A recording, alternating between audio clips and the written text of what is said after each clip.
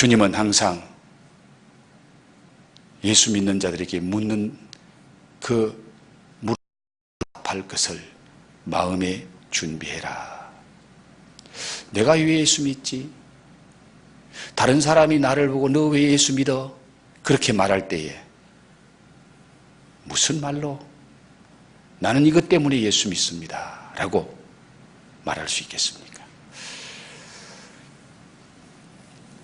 한마디로 예수를 믿는 것은 행복한 삶을 살기 위해서 예수 믿는다고 그렇게 대답하는 것이 틀리지 않는 대답일 것입니다. 많은 사람들은 마음속에 행복을 사모하고 있습니다. 어떻게 하면 행복하게 살까? 그래서 많은 사람들은 새해가 되면 소원을 빌 때에 대부분의 소원의 내용이 비슷한 것을 보죠. 올 한 해, 올 새해는 우리 가족 모두가 건강했으면 좋겠습니다. 하는 일이 잘 됐으면 좋겠습니다. 그래서 우리 가정이 참 행복했으면 좋겠습니다. 이게 아마 80%, 90%의 사람들의 마음속에 새해에 우리 가정이, 새해에 내가 이런 삶을 살았으면 좋겠다라는 그런 마음의 소원들을 가지고 있는 것 같습니다. 어느 책에 보니까 행복의 조건이 두 가지가 있는데 소극적인 조건과 적극적인 조건이 있더라. 소극적인 조건은 없으면 불편하고 없으면 고통스럽고 없으면 불행하게 느껴지는 그런 것들이 더 많이 있으면 더 많이 행복해져야 되는데 없으면 불편하고 없으면 불행해 보이는데 더 많이 있어도 크게 더 행복해지지 않는 그것이 소극적인 행복의 조건이다. 그러면 소극적인 행복의 조건은 뭐냐? 쉽게 말씀드리면 물질적인 것이라는 겁니다. 여러분이 구두 한 켤레를 가지고 있습니다. 구두 한 켤레를 가지고 신고 있으면 불편함이 없습니다. 그런데 구두가 10켤레 있으면 한 켤레를 가진 것보다 10배로 행복할까요? 그렇진 않다는 거예요. 물론 편리할 수 있겠지만은 여러분이 돈이 있으면 행복할 것이다. 물론 필요합니다. 그런데 얼마쯤 있으면 행복할 것 같아요? 여러분이 바라는 돈이 한 100억쯤이 있으면 참 행복할 거야. 그런데 1000억이 있으면 10배로 더 행복하고 그보다 더 많은 돈을 가지면 더 행복할까요? 아마 돈 많이 가진 사람에게 물으면 돈 많은 게 그렇게 나를 더 행복하게 하는 건 아니라고 그렇게 말할 것 같습니다. 바로 이것이 소극적인 행복의 조건, 육신적인 행복의 조건, 이것이 없으면 불행하게 느껴지고 없으면 불편한데 많이 있다고 더 많이 행복한 것은 아니더라는 거예요. 그러면 적극적인 행복의 조건은 무엇일까요?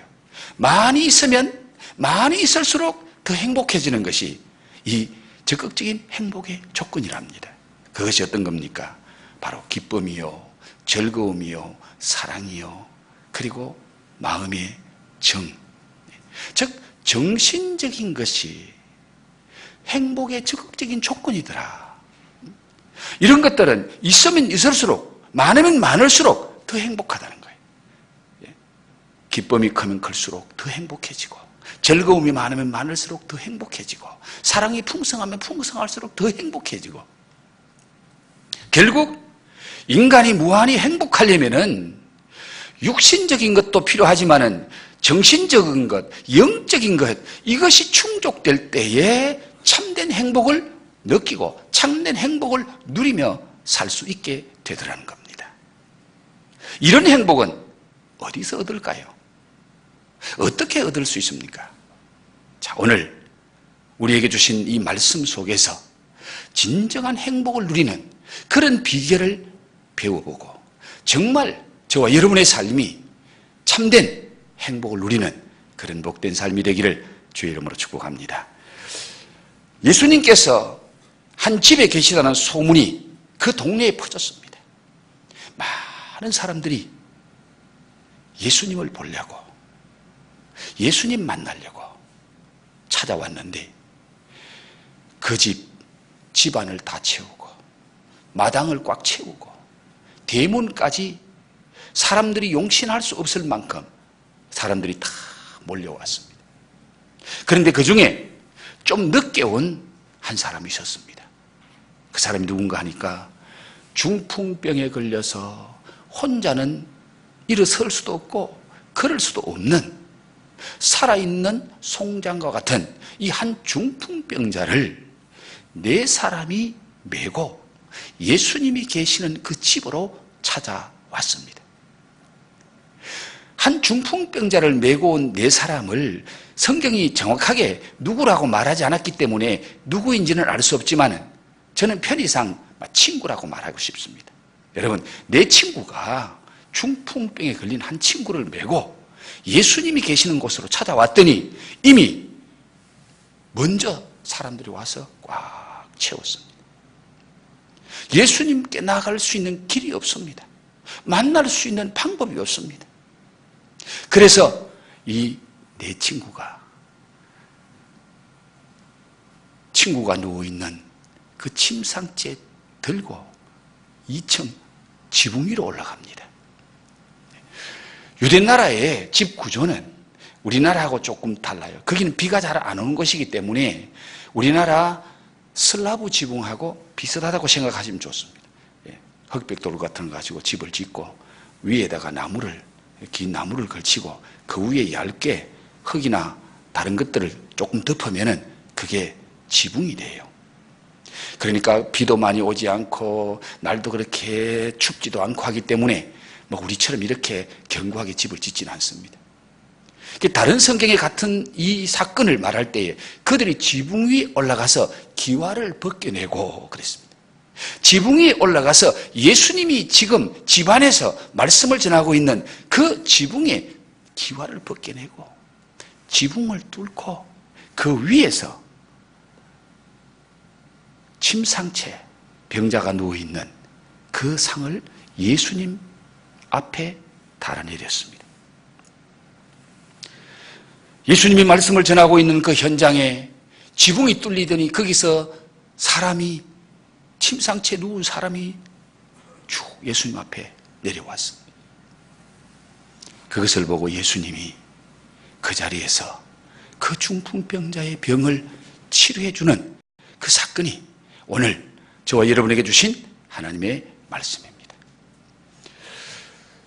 중풍병자를 메고 온 네 사람이 무엇을 했다고요? 어떻게 했어요? 지붕 위에 올라가서 지붕을 뜯었습니다. 구멍을 냈습니다. 그리고 그 친구를 예수님 앞에 달아내립니다. 환자를 메고 온 이 네 사람의 한 행동을 우리가 이해할 수 있나요? 아마 쉽게 이해하기는 어려울 겁니다. 윤리적으로, 도덕적으로, 상식적으로, 법리적으로 이렇게 함부로 할 수 있는 일은 아니잖아요. 그 집이 누구 집입니까? 자기 집 아니잖아요. 남의 집에 지붕을 뜯는다. 이건 있을 수 없는 일입니다. 그리고 지금 많은 사람들이 와서 지금 대문 밖에도 사람이 있는데 자기들이 지붕을 뜯고 거기서 달아내린다. 이건 윤리적으로나 도덕적으로나 아니 법리적으로나 이거 그렇게 하면 안 되는 거예요. 그럼에도 불구하고 왜 그들이 그런 행동을 했을까? 미친 사람, 정신 나간 사람이 아니고는 할 수 없는 그러한 무리한 짓을 그들은 왜 했을까? 무엇이 그들로 하여금 그렇게 만들었을까? 한번 생각해 보지 않을 수 없습니다. 여러분 같으면 그렇게 했겠나요? 여러분 같으면 남의 집에 가서 주인 허락도 안 받고 지붕 뜯겠나요? 큰일 날 일이죠. 그런데 그들은 왜 그렇게 했을까? 무엇 때문에 그런 행동을 했느냐 그 말이에요. 오직 한 가지 때문입니다. 바로 그들의 믿음입니다. 그들이 가진 믿음이 그렇게 만들었습니다. 그들의 믿음은 어떤 믿음입니까? 오직 예수님만이 이 병을 고칠 수 있다는 믿음, 예수님을 만나면 고침받을 수 있다는 이 확신, 예수님 만나면 죽을 사람도 살아날 수 있다는 이 믿음. 여러분, 지금 친구들이 메고 온 이 중풍병자는 살아있는 송장과 같습니다. 혼자 일어나지 못합니다. 혼자 걸어가지도 못합니다. 그런데 그런 친구를 메고 온 사람들, 믿음이 없으면 그 친구를 메고 오지도 않았을 겁니다. 야야, 너 지금 그런 상태로 예수 만나봐야 별 볼 일 없다. 너 인생 이제 끝이야. 아예 그 친구들을 메고 오지도 않았을 뿐만 아니라 믿음이 없었으면 그들은 남의 집에 지붕을 뜯지도 않았을 겁니다. 그들의 믿음은 어떤 대가를 지불해도 예수님을 만나야 된다는 믿음입니다. 예수님 만나면은 치유된다는 믿음, 회복된다는 믿음, 해결된다는 믿음, 그 믿음이 있었기 때문에 그들은 그 어떤 장애물도, 어떤 장벽도 뚫고 예수님께 나아갔던 것입니다. 성경에서 믿음의 사람들을 보십시오. 믿음으로 축복받았던 사람들을 보십시오. 그들이 그냥 마음속으로만 믿고 가만히 있었던 사람은 아닙니다. 절망을 이기고 반대를 극복하고 도저히 예수님께 나아갈 수 없는 그 상황에 있음에도 불구하고 예수님께 나아갔던 사람들이 그 믿음으로 문제가 해결되는 그런 역사를 우리는 성경에서 많이 보게 됩니다. 지난주에 한 나병 환자가 예수님께 찾아와서 나병 환자의 치료함을 받고 고침받는 모습을 우리가 살펴보았습니다. 그 나병을 앓는 환자가 예수님께 나올 수 없는 사람이잖아요. 오면 돌에 맞아 죽을 사람이에요. 다른 사람들이 돌로 쳐 죽이면 예수 만나기 전에 죽을 수밖에 없는 그런 형편이었지만은 그는 목숨 걸고 어떻게 하든지 내가 예수 만나야지. 예수 만나면은 내 인생이 달라져. 예수 만나면 내 문제가 해결돼. 이 믿음이 있었기 때문에 나병 환자는 그 많은 어려움과 난관을 극복하고 예수님께 나왔습니다. 그런 자들이 그 믿음의 역사를 체험하고 그 삶 속에 하나님의 선한 역사를 체험하는 모습을 보게 됩니다. 이들의 행동을 보고 거기 모인 많은 사람들은 뭐라고 말했을 것 같습니까? 막 비난했을 겁니다. 비판했을 겁니다. 저 자기밖에 모르는 사람, 짐승 같은 사람들이라고. 아니 지금 여기가 어딘데 예수님이 지금 말씀 전하고 있는데 그 천장을 뚫는다고 소리를 얼마나 냈겠습니까? 얼마나 시끄러웠겠습니까? 마지막에 천장이 뚫릴 때는 거기서 막 오물이 떨어졌을 겁니다. 그런 무례한 짓을 어떻게 하느냐 그 말이에요. 거기에 있는 많은 사람들, 그를 보고 있는 사람들은 정말 할 수 없는 일을 하는 사람이라고, 사람 같은 사람이 아니라고 그렇게 비판하고 욕했을지 모릅니다. 그런데 예수님은 어떻게 보셨나요? 예수님도 다른 사람처럼 군중들처럼 그렇게 그 사람들을 보고 무례한 사람이라고 예수님 마음속에 욕했을 것 같습니까? 오늘 5절 말씀을 보세요. 예수님이 뭐라고 생각했는지. 예수님께서 그들의 믿음을 보시고, 예수님은 그들이 무엇 때문에 그렇게 하는지를 봤다는 거예요. 예수님은 그들의 행동의 원인이 무엇인지를 봤다는 겁니다. 그들 마음속에 무슨 생각을 가지고 무엇 때문에 이 지붕을 뚫고 이렇게 했는지를 예수님은 봤다는 거예요. 그들의 중심을 보고 그들의 마음속에 있는 믿음을 보셨다는 겁니다. 믿음. 사람은 외모를 보지만은 하나님은 무엇을 보신다? 우리의 중심을 보신다는 겁니다. 우리의 마음을 보신다는 겁니다. 오늘 예배하는 여러분, 지금 이 시간에 우리 예수님은, 우리 하나님은 여러분의 바깥 모습 얼마나 잘 꾸미고 왔는지, 얼마나 좋은 옷 입고 왔는지, 얼마나 예쁜 모습으로 왔는지 그거 보시는 하나님이 아니고 지금 예배하는 여러분의 마음을 보신다는 거예요. 예배하는 여러분의 마음속에 있는 믿음을 보신다는 거예요. 믿음이 없는 자는 아마 이 자리에 오지 않았을 겁니다. 믿음이 없으면 돈 준다 그래도 이 자리에 못 옵니다. 이 자리에 와 앉아있는 여러분은 마음속에 믿음이 있었기에 이 자리에 나오게 된 줄 믿습니다. 그러나 그 믿음이 정말 주님 보실 때에, 아름다운 믿음, 주님을 감탄케 하는 믿음, 주님께서 역사하실 수밖에 없는 믿음, 그런 믿음인지 우리 자신을 한번 돌아보면서 오늘 예배하면서 이 말씀을 들었으면 좋겠네요. 예수님께서는 그들의 믿음으로 메고 자기 앞에 달아내린 이 중풍병자를 어떻게 하시죠? 어떻게 하셨습니까? 5절 말씀에 예수께서 그들의 믿음을 보시고 중풍병자에게 이르시되 작은 자야 네 죄사함을 받았느니라 하시니.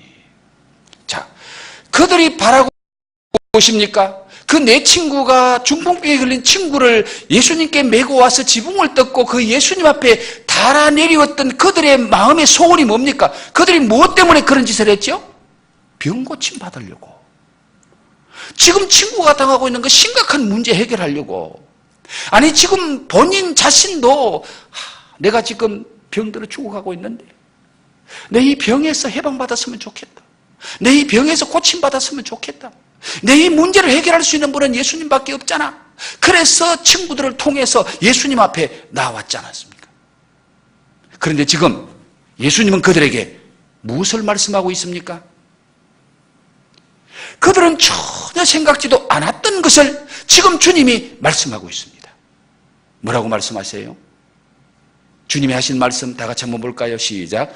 작은 자야 내 죄사함을 받았느니라. 전에 성경은 소자야 내 죄사함을 받았느니라. 그들의 생각과 예수님의 생각은 전혀 달랐습니다. 그들은 아마 당황했을 겁니다. 아닌데? 이것이 아닌데? 뭐가 잘못됐는데? 순간 실망했을지도 모릅니다. 예수님께서 왜 그들이 바라는 병을 치유하시기 전에 먼저 죄 사함을 선포하셨을까요? 여기에는 중요한 두 가지의 의미가 있습니다. 먼저는 사유함의 은혜가 치유함의 은혜보다 더 크고 좋은 은혜요 축복임을 그들 자신뿐만 아니라 많은 사람들에게 가르쳐 주시려고. 그들은 치유를 위해서 왔습니다. 병 고치려고 왔습니다. 그러나 우리 예수님은 그들이 원하는 병 고침보다, 그들이 원하는 치유보다 더 중요한 것이 있다. 더 복된 것이 있다. 그것이 뭡니까? 사유함의 은혜, 죄 용서함 받는 은혜. 이게 더 큰 것이고 더 복된 것이다. 이걸 주님이 지금 거기 있는 많은 사람들에게 보여주시고 가르쳐 주시는 거예요. 또 하나는 예수님 당신이 누구이시며 주된 사역이 무엇인지를 보여주시기 위해서 주님이 지금 이 말씀을 하시는 거예요. 병 고침은 비본질적인 것이고 본질적인 것은 죄사함 받고 마음의 천국이 이루어지고 영원한 하나님의 나라를 누리는 것입니다. 예수님은 이것을 하시려고 오셨습니다. 예수 그리스도의 가장 중요한 사역은 사람들의 죄를 사하여 주고 새 사람 만들어서 하나님의 나라의 행복을 누리게 만드는 겁니다. 이 은혜를 받지 못하면 다른 모든 것 다 가졌어도 그건 경상도 말하면 헛방이고 전라도 말하면 허당이에요. 우리는 다른 성경에서 10명의 나병 환자가 예수님으로부터 치유함을 받습니다. 그런데 9명은 육신의 치유함을 받고 돌아갔습니다. 그 중에 한 사람이 돌아가다가 가만히 생각하니까 아니 내가 이 예수님 때문에 이 나병이 고침받고 내가 이 건강을 회복했는데 내가 그냥 가면 되겠나? 가다가 나았거든요. 그래서 이 한 명의 나병 환자는 다시 가던 길을 돌이켜 예수님께 나옵니다. 예수님, 너무너무 감사합니다. 죽을 수밖에 없는 나를 이 저주의 질병에서 고쳐주신 것 너무너무 감사합니다. 가던 길을 돌이켜서 예수님께 돌아와서 감사하니까 주님께서 말씀하십니다. 9은 어디 갔느냐? 그리고 왜 네 혼자만 왔느냐? 그러면서 그 한 명의 나병 환자에게 죄 용서함과 하나님 앞에 구원받은 은혜를 그에게 베풀어 주십니다. 여러분, 9명의 나병 환자는 치료받았습니다. 육신의 병은 고침받았습니다. 그러나 그것으로 그들의 삶은 끝이었습니다. 우리의 육신이 치료함 받는 것보다 더 귀하고 복된 것은 우리의 마음의 병이 치료받아야 될 줄로 믿습니다. 영적인 치유함을 회복해야 될 줄 믿습니다. 이것이 큰 복이에요. 이 은혜 받지 못하면요 다른 거 의미 없어요. 예수님의 사역의 선포들을 들은 이 서기관들은 어떤 생각을 하고 있죠? 자, 그 다음에 6절 말씀 봅시다. 어떤 서기관들이 거기 앉아서 마음에 생각하기를 이 사람이 어찌 이렇게 말하는가? 신성모독이로다. 신성모독이로다. 오직 하나님 한 분 외에는 누가 능히 죄를 사하겠느냐. 네. 예수님이 소자야 작은 자야 내 죄 사함을 받았느니라. 이 말씀, 이 선포를 듣고는 그들 마음속에 신성모독이다. 이건 하나님을 모독하는 죄다. 그들이 마음이 분노를 품었습니다. 그 생각을 하신 예수님께서 뭐라고 말씀하십니까? 자, 인자가 땅에서 죄를 사하는 권세가 있는 줄을 너희로 알게 하려 하노라. 인자가 땅에서 죄를 사하는 권세가 있는 줄을 너희로 알게 하려 하노라. 거기 있는 많은 사람들에게 예수님 자신이 누구인지를 그들에게 보여주고 바로 예수님 자신이 죄를 사할 수 있는, 죄를 용서해 줄 수 있는 그런 분임을 알게 하려 이 사건을 통해서 예수님이 그걸 보여주고 나타내게 하셨다는 겁니다. 이 사건을 통해서 예수님이 누구이신지 분명히 말씀해 주고 있습니다. 그리고 예수님이 이 땅에 오신 목적이 무엇인지를 말씀해 주고 있습니다. 예수님이 메시아요, 예수님이 그리스도요, 예수님이 하나님이시라는 것을 말씀해 주고 있습니다. 그때 그렇게 예수님의 하신 말씀을 보고 비판하는 서기관들에게 한번 생각해 볼 기회를 줍니다. 예수님이 그들에게 생각해 볼 기회를 주는 말씀이 어떤 말씀입니까? 9절 말씀 보세요. 중풍병자에게 내 죄 사함을 받았느니라 하는 말과 일어나 내 상을 가지고 걸어가라 하는 말 중에서 어느 것이 쉽겠느냐. 자, 예수님이 죄 사함을 받았느니라는 이 한마디 말씀 선포를 듣고 신성모독이라고 생각하고 예수님을 비판하는, 그리고 마음속에 분노를 일으키고 있는 그들에게 죄 사함을 받았느니라는 말과 네 병에서 노임을 받았느니라, 일어나 내 상을 가지고 일어나 걸어가라 하는 이 말이 어느 것이 더 쉽겠느냐라고 주님이 질문하십니다. 여러분 생각에는 어느 것이 더 쉬울 것 같아요?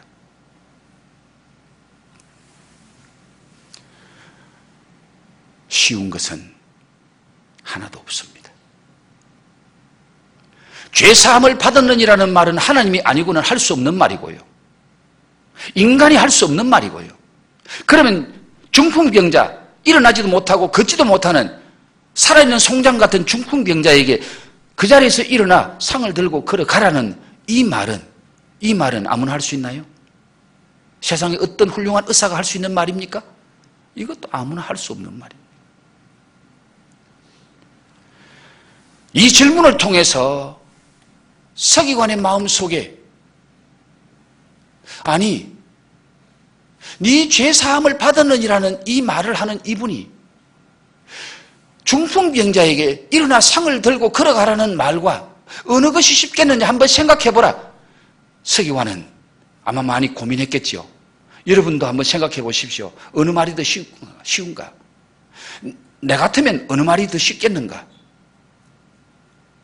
겉으로 드러나는 것은 죄사함을 받았느니라는 그 말은 죄사함 받았는지 안 받았는지 표가 안 나기 때문에 그 말은 가짜라도 할 수 있습니다. 그러나 중풍병자에게 일어나 상을 들고 걸어가라는 말은 그 자리에서 그 말이 응답돼야 되잖아요. 그 말이 현실로 나타나야 되잖아요.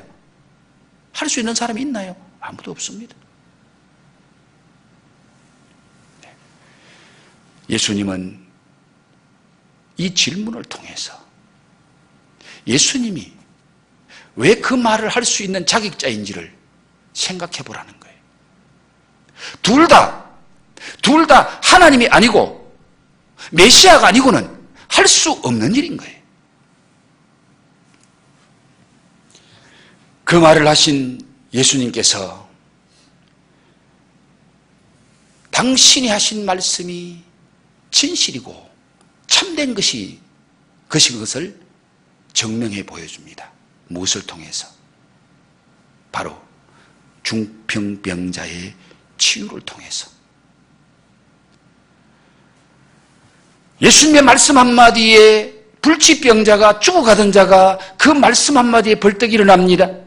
예수님 말씀대로 그가 누워왔던 침상을 어깨에 메고 벌떡 일어나 걸어갑니다. 이 사건을 통해서, 이 치유를 통해서 이분이 우리가 생각하는 그런 사람이 아니었구나. 우리가 생각하는 그런 선생이 아니었구나. 이분이 바로 우리가 그렇게 기다리던 메시아였구나. 그래서 마태복음 11장 5절에 메시아가 오면은 나병이 치료되고 못 보던 자가 보고 안진뱅이가 일어난다. 걷지 못하는 자들 일어나 걷는다. 예. 오늘 주님께서 걷지 못하는 자가 벌떡 일어나서 걷게 하신 것은 예수님 당신이 메시아다는 거예요. 하나님이시다는 거예요. 그리고 이 모든 예수님의 사유하심과 치유하심이 무엇을 통해서 일어났습니까? 5절 말씀 다시 한번 봅니다. 5절 말씀 시작. 예수께서 그들의 믿음을 보시고 중풍병자에게 이르시되 작은 자야 내 죄사함을 받았느니라. 그들의 뭘 보시고? 믿음. 그들의 믿음을 보시고. 여기서 주목해야 할 말씀이 있습니다. 누구의 믿음이죠? 누구의 믿음? 중풍병자의 믿음? 누구의 믿음? 그들의 믿음입니다. 그들이 뭐예요? 그들은 복수예요. 믿음은 단수를 썼습니다. 이건 무슨 말이죠? 뭘 의미하는 말입니까? 그들은 복수고 믿음은 단수입니다. 그러면 지금 몇 사람이에요? 메고 온 4사람과 중풍병자 하면 5사람이에요. 5사람을 말하면서 우리 예수님은 믿음은 하나라는 거예요. 단수라는 거예요. 그러면 5사람의 믿음이 똑같다, 틀리다? 똑같다는 거예요. 5사람의 믿음이 하나라는 겁니다. 5사람의 믿음이 똑같다는 거예요. 그들의 믿음. 중풍병자를 메고 온 이 4사람의 믿음이 똑같았기 때문에 그 친구를 메고 온 거예요. 그 중에 한 사람이 믿음이 없으면 야야 헛된 짓 하지 마라. 나는 그런 짓 못해. 믿음이 없으면 너희나 해라. 나는 그런 짓 안 해. 쓸데없는 그런 짓 안 해. 하고 빠졌을 겁니다. 내 친구가 메고 왔다는 말은 내 친구의 믿음이 똑같았다는 겁니다. 그리고 중풍병자의 믿음. 야야, 예수님 만나면 된단다. 가자. 우리가 데려갈게. 그런데 중풍병자가 한사코 야, 안 돼. 다른 사람 다 돼도 나는 안 돼. 내 꼴하지 마. 내가 예수 만난다고 되겠어? 내가 교회 간다고 되겠어? 중풍병자가 한사코 거절했으면 그 친구들이 메고 오지 않았을 겁니다. 오늘 이 말씀을 통해서 믿음의 좋은 동력자를 얻는다는 것이 얼마나 큰 축복이요 은혜임을 우리에게 보여주고 있습니다. 중풍병자 혼자였다면 그의 믿음이 아무리 좋아도 그는 예수님을 만날 수 없었습니다. 예수님 앞에 갈 수가 없었습니다. 그리고 이 4명의 믿음의 동력자들도 그 중병병자 친구 때문에 예수님 앞에 나아가서 죄 용서함 받는 것이 중풍병 고침받는 것보다 더 귀하다, 더 복된 것이다, 그 말씀을 듣고 그들은 우리 모두는 죄인이구나, 내 죄도 용서함 받아야 되는구나, 그걸 깨닫게 되고 친구 때문에 영육간에 놀라운 은혜를 경험하게 되는 것을 보게 됩니다.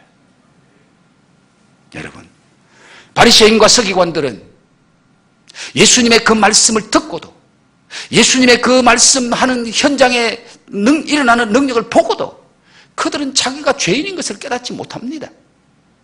죄 용서함 받으려고 예수님 앞에 나오지 않았습니다. 오늘 이 말씀을 통해서 믿음의 공동체가 얼마나 중요한지를 우리에게 보여줍니다. 여러분, 신앙은 하나님과 나와의 1대1의 관계입니다. 그러나 신앙생활은 나 혼자 할 수 없습니다. 신앙생활은 같이 하는 거예요. 신앙생활은 공동체입니다. 그러므로 여러분, 교회 공동체 안에서 같이 신앙생활을 한다는 것이 얼마나 큰 은혜의 축복인지 모릅니다. 믿음의 좋은 친구, 믿음의 좋은 동력자. 그런데 오늘날은 자꾸 개인화되어져 가는 거예요. 나 혼자 예수 잘 믿으면 되지. 그런데 나 혼자 예수 잘 믿는 건 불가능한 거예요. 나 혼자 예수님하고 나하고 1대1 관계. 아무리 예수 잘 믿어도 내 삶에는 나 혼자가 아니에요. 그래서 옛날에 주상성자라는 그런 성자가 있었습니다. 주상성자라는 말은요, 이 세상이 더러우니까 나 이 세상 더러운 세상 땅 안 밟아. 나는 땅 안 밟고 살 거야. 큰 나무 위에 올라가서 거기에 보금자리를 틀어놓고 거기에 있으면요, 제자들이 와서 먹을 것 달아 올려줘요. 그럼 거기서 그 제자들이 올려주는 음식 받아 먹고 그 나무 위에서 기도하고 나무 위에서 혼자 거룩하게 살다가 죽은 성자를 주상성자라 그럽니다. 여러분, 주상성자 하나님이 원하는 성자일까요? 주상성자 아무 의미 없습니다. 우리의 삶은 더불어 사는 공동체의 삶이에요. 이웃과 함께 사는 삶이에요. 그래서 우리의 신앙은 나 혼자 신앙생활 하는 거 아닙니다. 함께 신앙생활 하는 거예요. 그 함께 신앙생활 하는 가운데 믿음의 친구, 믿음의 동력자가 너무 중요한 거예요. 그래서 우리는 교회 공동체 안에 들어와서 주님의 몸된 교회의 같은 지체로서 서로 사랑하고 서로 아껴주면서 서로 함께 기도하고 함께 믿음으로 삶을 영위하는 그런 자가 바로 오늘 하나님이 원하는 삶이고, 오늘 우리가 그렇게 살아야 제대로 신앙생활을 할 수 있다는 겁니다. 여러분 안에 이런 믿음이 있나요? 여러분에게 이런 믿음의 좋은 친구 있나요? 여러분이 병상에 누워있을 때 찾아와서 여러분의 손을 잡고 눈물을 흘리며 기도해 줄 수 있는 그런 좋은 친구 있습니까? 여러분이 가장 힘들고 어려울 때 찾아와서 자기 일처럼 그렇게 돌봐주고 같이 아파해주고 같이 손잡고 눈물 흘리며 기도해 줄 수 있는 그런 믿음의 좋은 친구 있나 그 말이에요. 돈 있을 때는 사람들 친구하러 많이 찾아옵니다. 그러나 내가 가장 힘들 때 내 곁에서 나와 함께 해줄 친구, 나를 끝까지 도와줄 수 있는 친구, 나를 위해서 하나님 앞에 금식하며 기도해 줄 수 있는 친구, 그런 믿음의 친구가 과연 나에게 있나 없나를 한번 돌아보십시오.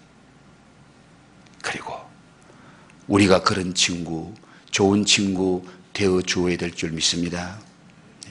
여러분, 신앙생활의 성패는 나에게 이런 좋은 친구가 있는지 없는지, 믿음의 좋은 동력자, 믿음의 좋은 이웃이 있는지 없는지를 한번 돌아보십시오.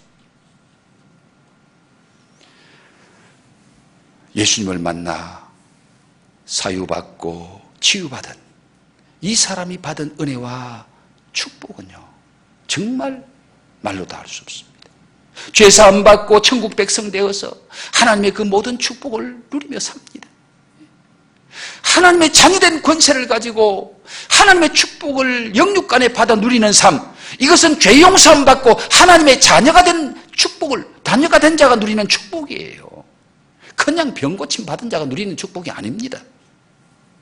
그리고 이 중풍병자는 건강도 회복되고 삶도 회복되고 가정도 회복되고, 그리고 지금까지는 많은 사람의 도움을 받아야 살았는데 이제 도움을 주는 삶으로 바뀌어졌습니다. 은혜의 통로가 되었습니다. 그리고 많은 사람들에게 하나님을 알리는 구원의 통로, 생명의 통로가 됩니다. 오늘 마지막에 보십시오. 이 일로 말미암아 이 중풍병자 한 사람 때문에 어떤 역사가 일어납니까? 12절에 그가 일어나고 상을 가지고 모든 사람 앞에서 나가거늘 그들이 다 놀라 하나님께 영광을 돌리며 이르되 우리가 이런 일을 도무지 보지 못하였다 하더라. 누구 때문에 하나님께 영광 돌려요? 누구 때문에? 이 중풍병자 한 사람 때문에, 이 중풍병자의 믿음 때문에 많은 사람이 하나님께 영광 돌리는 거예요. 하나님께 영광 돌리는 거예요. 중풍병자와 같이 비록 연약하고 보잘것없고 정말 내 힘으로 아무것도 할 수 없는 그런 존재일지라도 예수님 만나면 인생이 바뀔 줄 믿습니다. 예수님 만나면 새로운 역사가 일어날 줄 믿습니다. 예수님 만나면 연약한 나를 통해서 많은 사람이 하나님께 영광 돌리게 될 줄 믿습니다.